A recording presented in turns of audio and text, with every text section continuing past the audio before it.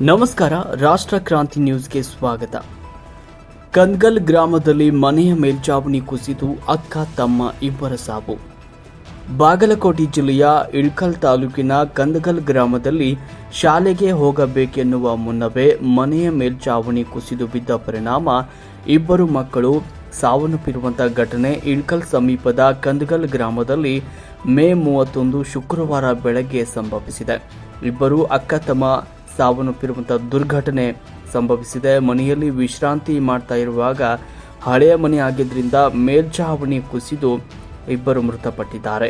ಇಳಕಲ್ ತಾಲೂಕಾ ಸರ್ಕಾರಿ ಆಸ್ಪತ್ರೆಗೆ ನಿಧನರಾಗಿದ್ದಾರೋ ಇಲ್ವೋ ಎನ್ನುವುದನ್ನು ಖಚಿತಪಡಿಸಿಕೊಳ್ಳಲು ಕರೆದುಕೊಂಡು ಬಂದ ಸಂದರ್ಭದಲ್ಲಿ ರಾಜ್ಯ ವೀರಶೈವ ಲಿಂಗಾಯತ ಅಭಿವೃದ್ಧಿ ನಿಗಮ ಮಂಡಳಿಯ ಅಧ್ಯಕ್ಷರು ಹಾಗೂ ಶಾಸಕ ವಿಜಯಾನಂದ ಎಸ್ ಕಾಶ್ಯಪ್ನವರು ಸ್ಥಳಕ್ಕೆ ಭೇಟಿ ನೀಡಿ ಮೃತರ ಪಾಲಕರಿಗೆ ಸಾಂತ್ವನವನ್ನು ಹೇಳಿದರು ಹಾಗೂ ಸರ್ಕಾರದಿಂದ ಒಬ್ಬೊಬ್ಬರಿಗೆ 5 ಲಕ್ಷ ರೂಪಾಯಿ ಪರಿಹಾರ ನೀಡುವುದಾಗಿ ಭರವಸೆಯನ್ನ ಮಾಡಿದರು ಹಾಗೂ ಜಿಲ್ಲಾಧಿಕಾರಿಗಳಿಗೆ ಹಾಗೂ ಮುಖ್ಯಮಂತ್ರಿಗಳಲ್ಲಿ ಮನವಿಯನ್ನ ಮಾಡಿಕೊಂಡಿದ್ದೇನೆ ಅಂತ ಹೇಳಿದರು.